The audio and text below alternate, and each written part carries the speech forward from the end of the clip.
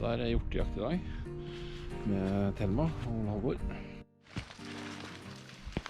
Nå har jeg lagt inn Thelma på GPS-en her. Så det jeg gjør når jeg legger inn bikkja, er at jeg legger inn navnet på bikkja, og så ID-en etterpå.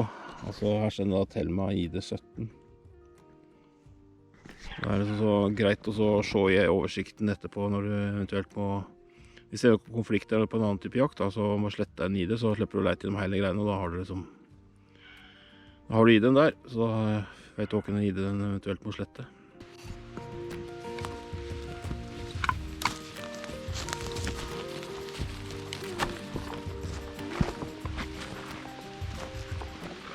Nei, nå er jeg ute med Thelma da, den der lille dachsen jeg har.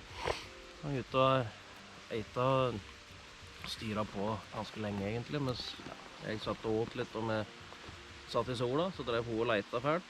Så gikk vi litt igjen, og nå, ja, ifra det vi ser på peileren, så jeg hører ingen los, men hun har støyta litt, og ja, utifra det jeg ser på at hun er ut nå på 763 ifølge gamle gode Astron her, så er hun nok etter et eller annet dyr, ja. Ja. Mest sannsynlig gjort, egentlig. Ja, for at når vi satt her nede tidligere, så var hun på en 60-70, kanskje 100 meter. Ja, 100-150 er liksom ofte det hun reiser ut på. Ja, så da leita hun, men nå har hun kommet på noe, og etter det. Ja, så har vi jo sett hjortespor i veien her, som ikke er så alt for gammelt, og noe hjortelort har vi sett. Og det er gjort her. Det er det. Så, men det ser ikke ut som at den den er ikke dit med vi, helt på å si. Eller, det er ikke så uventet at den gjeng dit en gjeng. Neida. Men vi har ikke plassert noen ut i forhold til det. Neida, da måtte man gå litt mer på forpoststadiet, men ja, det er jo litt kombinert. Så får ta det som bikkjetrening, tenker jeg. Ja, bikkjetrening, men børsen er noe med, så... Ja, skulle... Og det er fullt mulig at det kan komme noe hit der. Ja, så... absolutt. Jeg vet aldri når jeg har gjort den. Nei, jeg vet generelt aldri på jakt, egentlig, så han må jo ha putte skått i og ha trua. Ja. Ja da.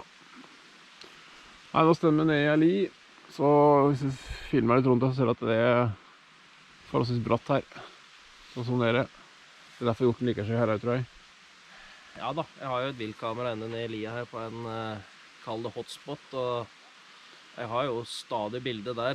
Ja. Ja da. Så... Dette er et sånn der område, ikke så langt ned til jorda. Neida. 200-300 meter kanskje? Ja, i luftlinje så er det det, ja. Ja, tror det. Og det er ikke så langt ifra huset, men det er hjorteterreng. Ja, det er hjorteterreng, absolutt. Her får vi se oss det skjer.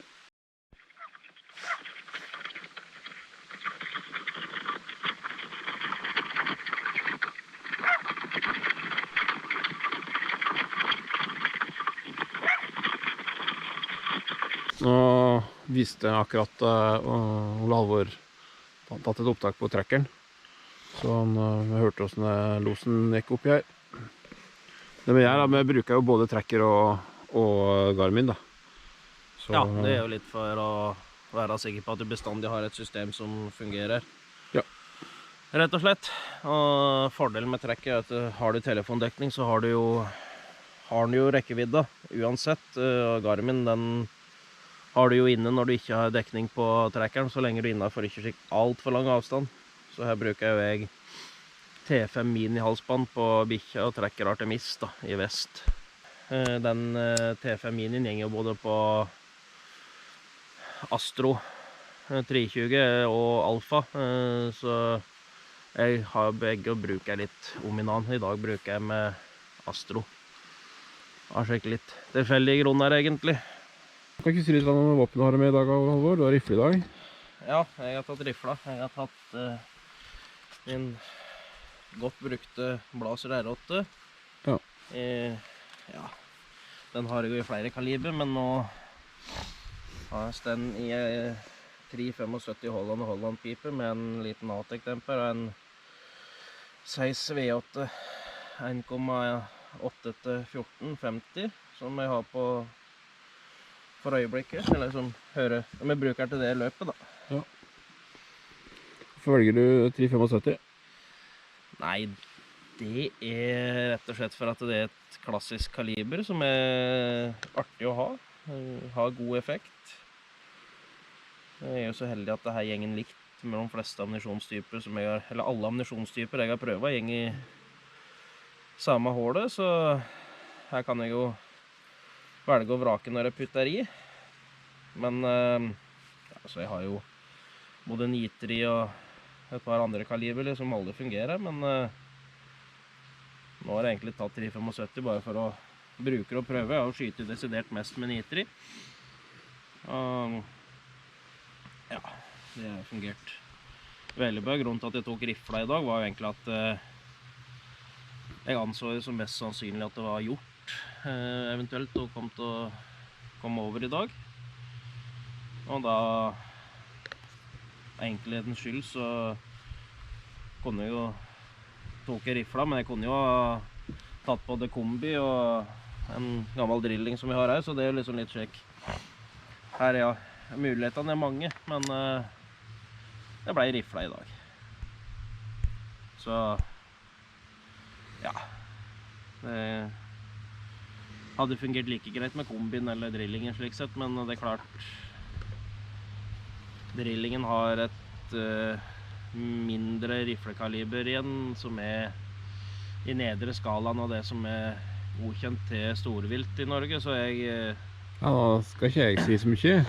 Neida, du skal ikke si så mye der, men jeg er mer komfortabel med litt mer krefter, men klart i kombin så har jeg jo et som i diameter er i mindre skala, for det er jo 7 mm, men han Det er 757, ikke det? Nei, 756. 56, ja. Nei, 756 og 50. Nei.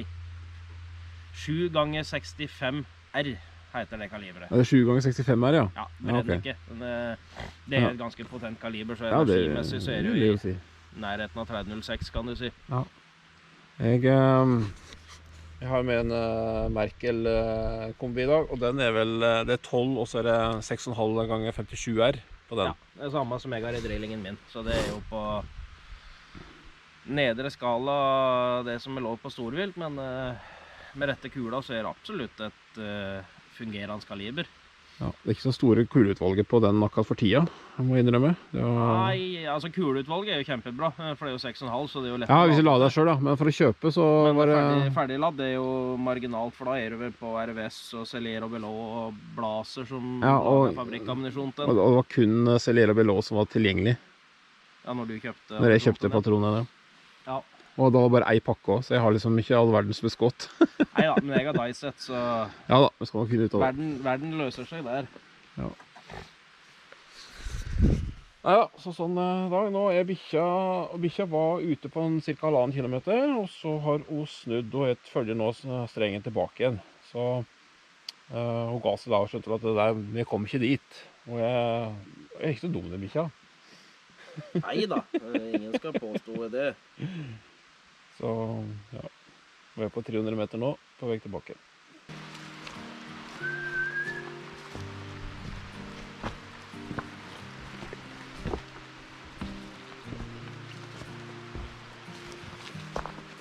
Skal man bare gå opp her, eller?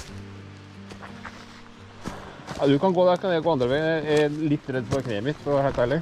Ja, jeg må tenke noe med en gang.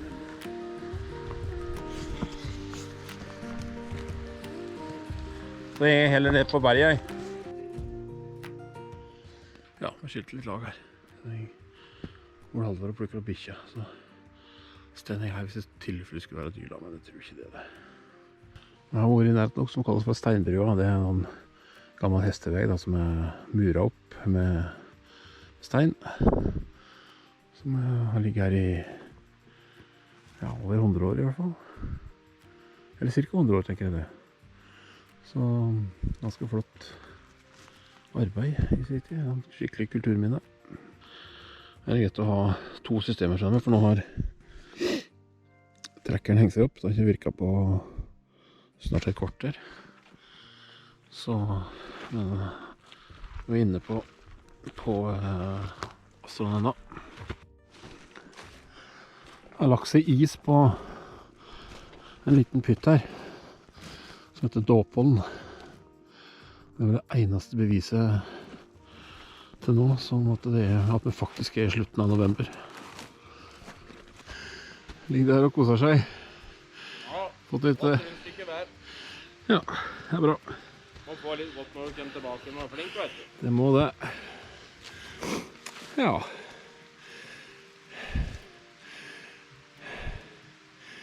Det er bisken sin, det. Ja. Ja, nå hadde mye hjortelukt her.